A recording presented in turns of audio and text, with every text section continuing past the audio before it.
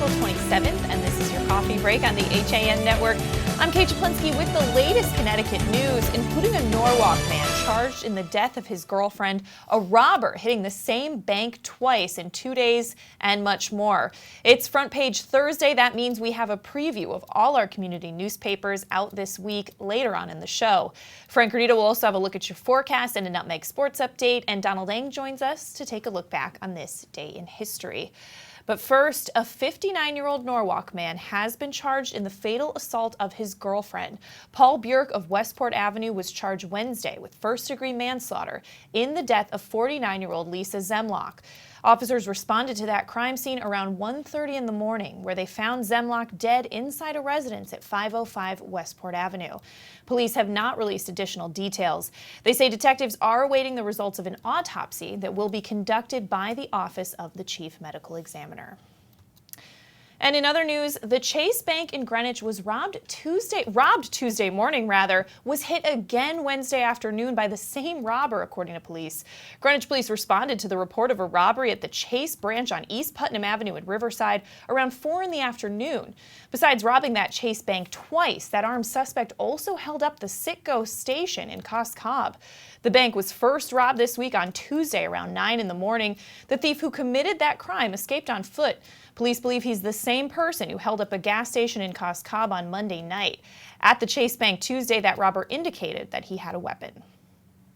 And in other Greenwich news, police are investigating how skeletal remains came to be found in a town park in Old Greenwich. Town workers clearing brush and debris made the discovery in a wooded section at the southwest corner of Helen Binney Kitchell Natural Park shortly after 9 in the morning Wednesday. Authorities closed off the area a short time later, and police said the remains had been there for a substantial amount of time. The next step will be a forensic examination by the Office of the Chief Medical Examiner.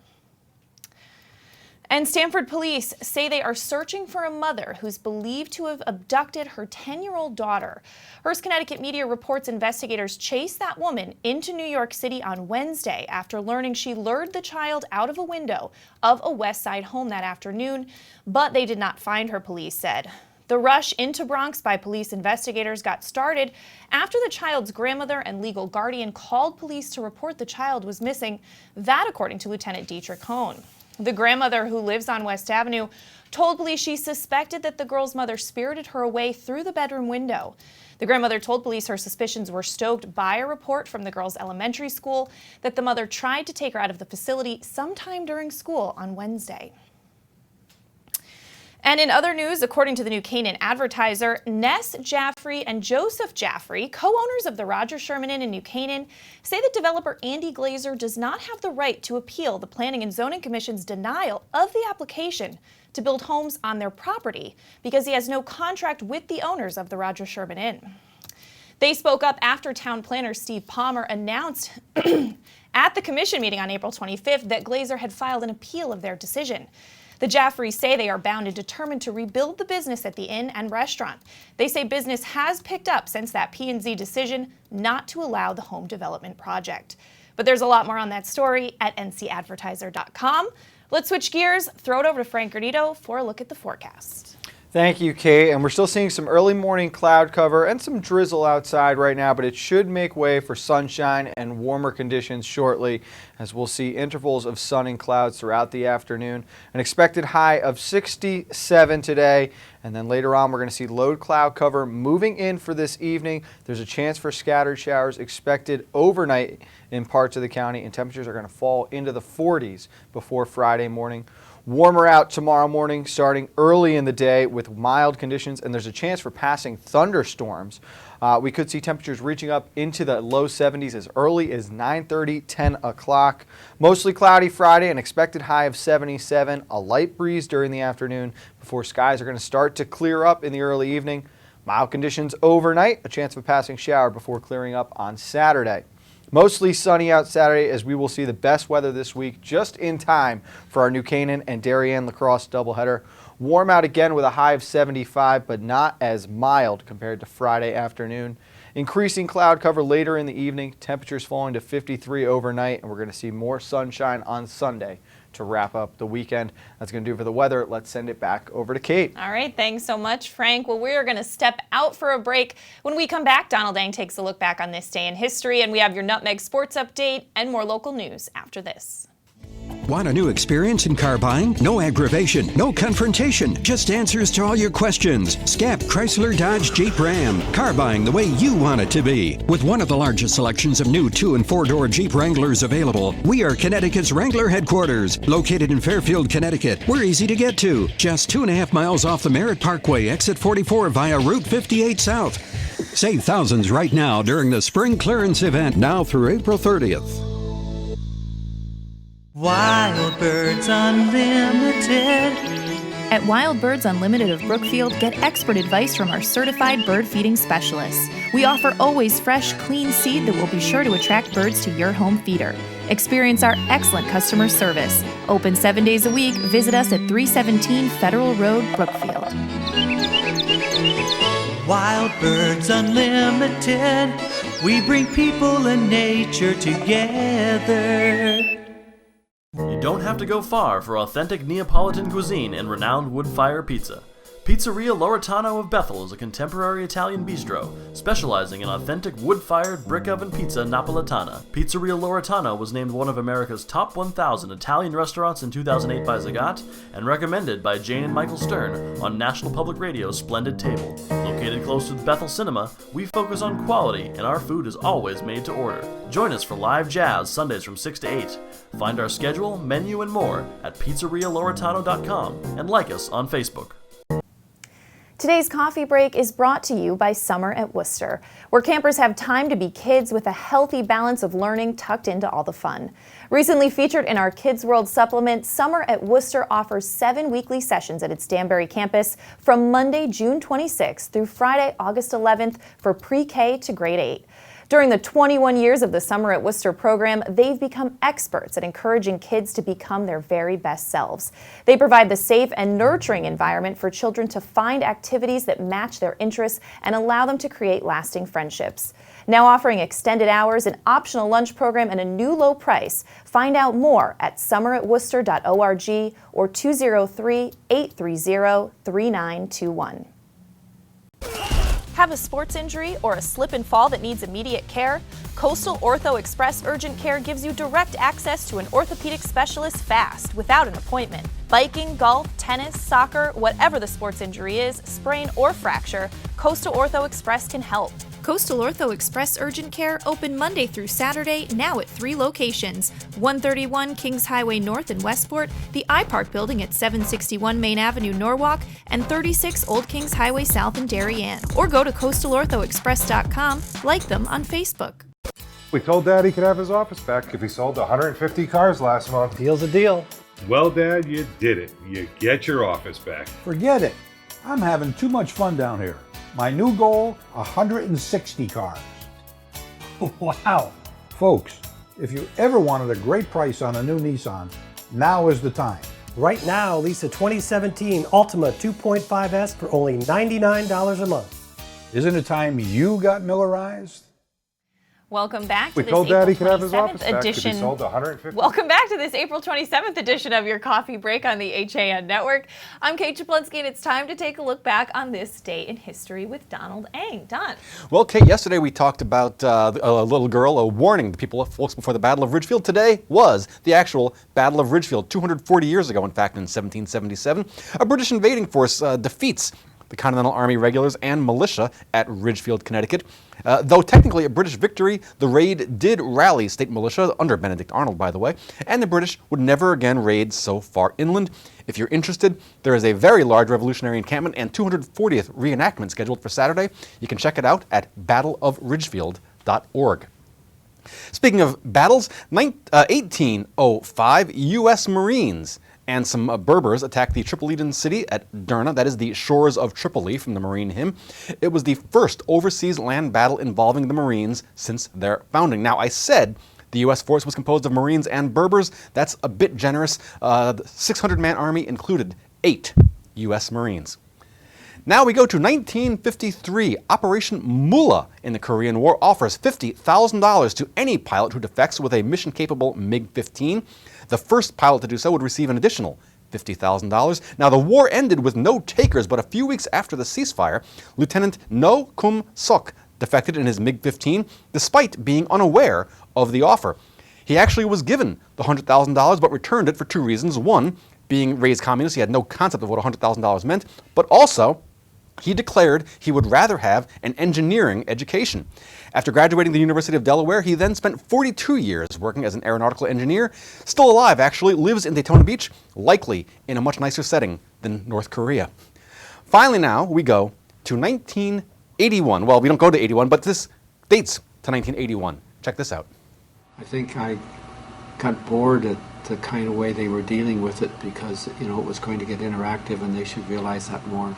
I realized that, pointing at the screen was always going to be important. And it just suddenly occurred to me, why don't I put wheels in two directions and get them on a device like this and move it around, and each wheel gets registered in the computer as how far you move up and down or how far you move sideways.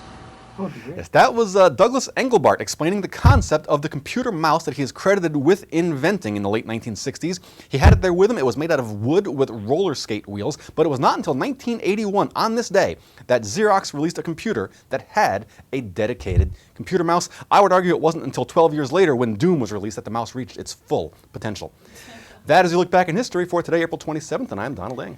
All right, thanks so much, Don. Well, in other local news, the Ridgefield Board of Selectmen has drafted an ordinance to ensure the proper care of horses, which is heading to a public hearing on Wednesday, May 10th.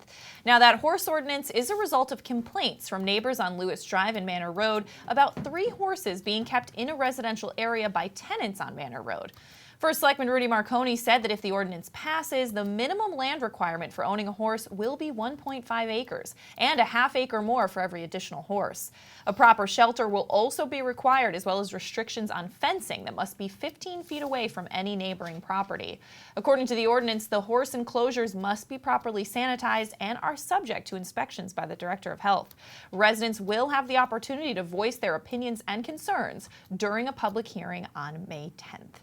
All right, well, let's throw it back over to Frank Granito now for a Nutmeg Sports Update. Frank, there was an exciting game yesterday. What a game we had last night, Kate. New Canaan and Staples boys lacrosse, 2 of the top 4 teams in the conference. The Rams hoping to remain unbeaten heading into their big showdown with Darien on Saturday, but they might have got caught looking ahead a little bit.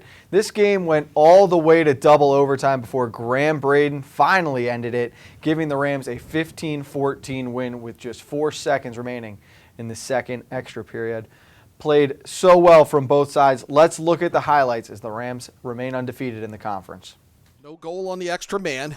Staples continue working. Long, high shot there, and it's a goal for Max Lonergan to tie it up with 1:29 left.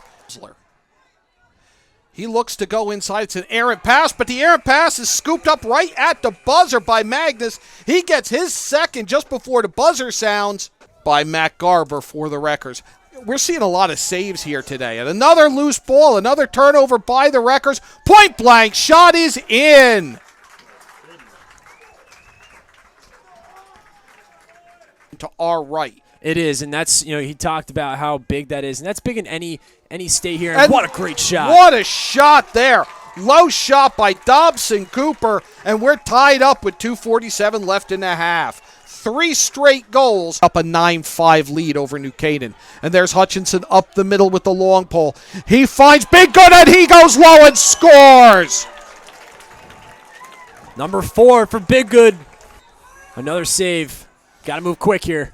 Got to rush for the shot, and there's a shot, and another buzzer beater if they count it, and it does. Bouncing shot by Jack Holzler. Wins the possession. Cravato scoops it up. It's worked ahead, and there's the tie goal. Fired in by Jackson Appelt. Just 3 one-touch passes. Bang, bang, bang, and new game again. Open goal by Rich Magnus. Staples sets. Levi's trying to take it himself. He's got help in the middle, but there's a lot of New Canaan defenders in there. Long shot, score! Evan Zinn, who has set up so many goals for the Staples Wreckers this afternoon, scores what might be the biggest, and ties this game again with 1:29 left in regulation. He's driven all the way out. He throws it across. Long, low shot by Lonergan, saved by Morris. Morris with the long ball, and it's snagged by his counterpart in the Staples net, Matt Garber. Let's play 2 overtimes today. Sudden death overtime. Now Appelt sprints out to the point, stops, changes direction. He's looking to take the shot. Bounces it behind the net. It's scooped up. Out to the point. Long shot, score! Graham Braden with the goal.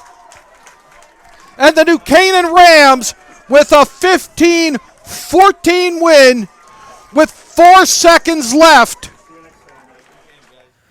So there it was. Despite scoring 8 unanswered goals between the second and third period, the Wreckers just unable to hold on. New Canaan scoring 4 of the last 6 goals in this game, including that Braden winner.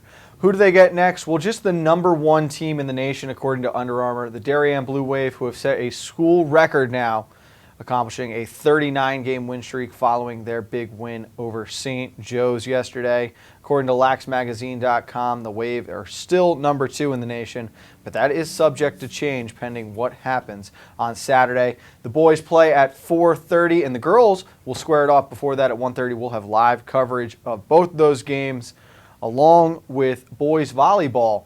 Tomorrow afternoon, a rematch of the FCX Championship. Ridgefield and Darien will be joined by the Ridgefield volleyball captains later today on Nutmeg Sports at 2 o'clock, plus highlights of this game and a preview of the weekend's action. That'll do it for this Nutmeg Sports update. Let's go back over to Kate. All right, thanks so much, Frank. Well, in other local news, plans to install another round of solar panels on Milford school buildings moved forward at an April 18th Planning and Zoning Board meeting. The board endorsed the idea of installing solar panels on Calf Pen Meadow, Orchard Hills, and Pumpkin Delight elementary schools, along with the Academy and Harborside Middle School. That board unanimously approved the motion, which recommends authorizing the Connecticut Green Bank to site, own, operate, and maintain a solar array at those schools. Back on its April 4th meeting, P&Z approved the idea of panels on Foreign High School and Jonathan Law High School, as well as East Shore Middle School and Mathewson Elementary School. Solar panels are slated to be installed this summer on 4 school buildings, with solar panels eventually planned for all, yielding an estimated $3.4 million in electricity cost savings over a 20-year period. And anyone acquainted with Easton officer Mark Pastor knows the popular DARE officer is rarely at a loss for words. But Pastor said he was speechless when he found out that he won the Darrell F. Gates DARE Lifetime Achievement Award.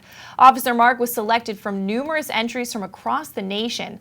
Police Chief Tim Shaw nominated Pastor for the national award. Shaw said the Easton Police Department was proud that Officer Mark, as he is known throughout Easton, was being recognized for more than 26 years of teaching the DARE curriculum to students in town. Along with teaching students, Officer Mark has been an instructor throughout the Northeast and is the lead senior mentor for the Connecticut State Police. Among his greatest accomplishments, he says, is his connection with the children he teaches and the relationships that last a lifetime. More on that story at eastoncourier.com. We're going to step out for a break, and when we come back, John Kovach joins me to preview our front pages this week after this.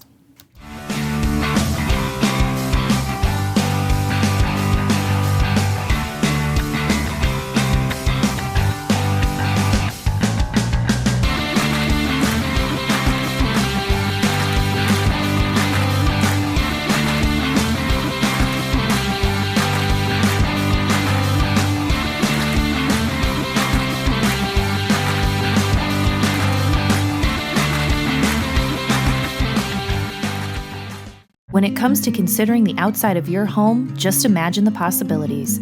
Whether your dream is a stunning freeform pool or a tranquil, secluded garden, the team of professionals at Stonebridge Associates will make it a reality.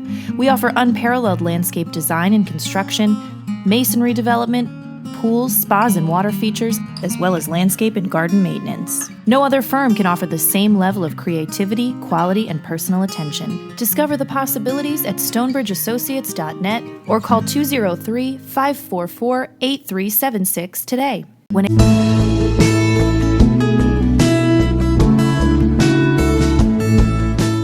At the Milford Bank, we offer an extensive selection of lending products and services to meet virtually any need. Submit your application online in our Mortgage Web Center.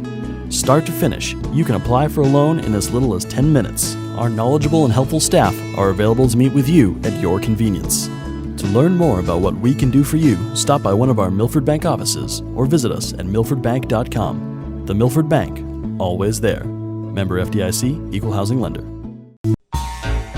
On time, done right, safe and reliable. MrHandymanCT.com.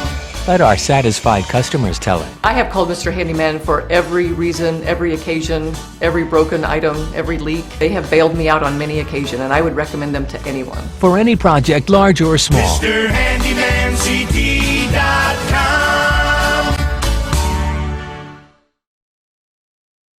It's the InSports Athletic Functional Movement Assessment Program. A program that uses a camera, the same camera that you use with an Xbox video game. What it involves is 3 phases. One is the initial test, which will give you a very objective and lengthy assessment of how you are moving and where there may be imbalances. Once test gets the results from the assessment, we'll develop a customized program for the individual. The objective really to try to get as many young athletes through this program as possible.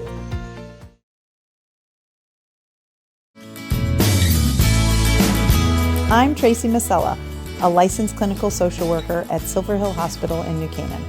Join me each month as we talk with experts on the front lines of the treatment of mental health and addiction. Straight Talk with Tracy, a Silver Hill Hospital production, airs at 12 p.m. on the second Thursday of each month here on the HAN network. If you're watching this broadcast, you're not alone. The HAN network is available for 200,000 Connecticut cable customers on the Frontier network, and we've also reached more than 2 million viewers on our free live streaming sports, news, and entertainment broadcasts. To reach our rapidly growing audience, contact Advertising Director Jessica Murrin at 203-273-7312 or email jessica@han.network. Welcome back to this Thursday edition of your Coffee Break on the HAN Network. I'm Kate Czaplinski, joined by our editorial director, John Kovach, to preview our front pages this week. John? Busy time. The budget referendums are right there on the horizon. Yes, they are. What are you looking at first? I'm looking at the Reading pilot where the budget referendum is May 2nd. That's Tuesday. At the same time, the superintendent of schools has completed an internal investigation into the finances there. We have news of the arrest of a Board of Education member. This is the Region 9 Board of Ed that oversees Joel Barlow High School. Not a lot of details released because of the nature of the arrest, but I know we're working on a follow-up literally as we speak.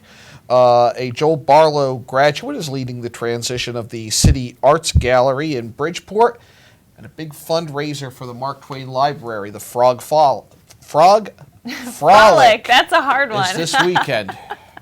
All right, John. Well, taking a look at the Ridgefield Press, actually a little exclusive we got here on the HAN Network when we interviewed Rudy Marconi yesterday. I asked him if he had any plans to run for governor. He's a Democrat now that race is wide open with Governor Malloy not running again. He's not ruling it out. He said a lot of people have approached him about it. He is thinking about it.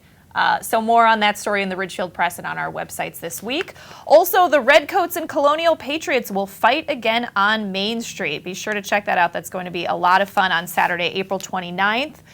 School cuts exceeding $1 million in the budget.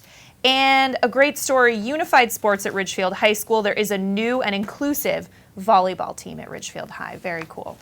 In New Canaan, the town has approved spending $6.2 million on sports facilities, and a couple of interesting stories in terms of applications for projects. There's a big debate going on over cell towers, and a lot of people not wanting those near a school, near a park. A hearing on that got fairly heated. And the owners of the Roger Sherman Inn, where there was an application to purchase and to build houses there, the developer whose application was rejected is trying to appeal that, and now the owners of the property are saying, no, you have no right to appeal it. We're going to run the inn again. Very interesting to see how that plays out. Plus a look at Waveney House, Waveney Park, which it has a fascinating history, and it's just such a beautiful piece of property. All that in the New Canaan Advertiser. All right, well, taking a look at the Darien Times, alternative program is moving cautiously forward. That's known as Fitch Academy, and it's begun to take some slow steps forwards toward becoming a reality. Also, a great Earth Day photo. You can see some adventure guides helping to clean up there in honor of Earth Day. And Darien's Heather Peck wins age group at the Boston Marathon. Congratulations to her. Darien Parks and Rec will present a master plan next month. And of course, our HAN Network Wishes in Flight program, this one highlighting Connor of Darien, who had an adventure around the Mediterranean. You only have a few days left to help support Make-A-Wish Connecticut by donating your airline miles at ct.wish.org/HAN Network. So moving to see all of those stories about wishes that came true that would not have come true if people hadn't donated airline miles that they probably wouldn't have used anyway. Exactly. Stratford's a little bit greener today because of the efforts on Earth Day of some volunteers, and that's on the front page of the Stratford Star. Major debate going on about the school budget, and Town Council Chairman Beth DePonte has urged the council to give it a 2.75% bump. Scuttlebutt is that that's going to be a very hot meeting on Monday night about that. Graduation dates are set for the class of 2017. Stratford and Bunnell both graduating on June 14th. There could be another Starbucks, or a new Starbucks at least, in Stratford. Where there was a music school, the Little Red Schoolhouse, and another of our Make-A-Wish stories. This is about siblings, and we had a few of those, and that's heartbreaking that the families had siblings, and there really you couldn't have done anything in terms of making a wish come true without those donated miles. All right, thanks so much, John. All right, well, looking at the Milford Mirror, residents there backing the school and library budgets. More on that story this week. We also have spring in bloom at Milford City Hall, looking gorgeous there. Such a beautiful time of year. And an Eagle Scout who lives by the motto, be prepared. He has a lot of accomplishments, including being a lifeguard, an EMT, and a lot more. Check that out. And the Humane League targeting Subway's chicken policy. Now, Subway's headquarters is in Milford, Connecticut, so some protesters there recently. Weston Planning and Zoning has rejected a proposal for a dog park. We will have the story plus the reaction to that in the Weston Forum. Weston has also put renovations to the police station on hold. All that as the budget vote is unfolding today as we speak. Weston High School ranked second in Connecticut by U.S. News and World Report. Green Up and Good Riddance coming up this Saturday in Weston. And some adorable shots by Brian Haefele of kids at the open house at the Weston Fire Department. All right, well, speaking of open houses at fire departments, the Shelton Herald this week talks about the fire department opening its doors in search of recruits. And also, fire commissioners in Shelton are concerned about the hiring of an inspector. They've questioned the mayor about this. There's a lot more on that story in the Shelton Herald. Of course, story you just mentioned, John, about our Wishes in Flight campaign and internet safety for Shelton students. More on that this week.